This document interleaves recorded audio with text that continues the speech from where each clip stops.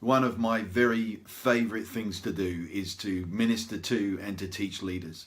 Having spent 15 years on the senior leadership team in Redding, California, I've seen so many aspects of leadership, but particularly revival leadership. Revival leadership for such a time as this. And I'm looking forward to spending time with you, a time when many of you are going to be really empowered, set free to do what God has called you to do at such an incredible moment in history. There are shifts happening, of course, shifts in the world, shifts in the church, shifts in the way that we express our beliefs, shifts in the way that people live and think. And it really is our time, our generation's time.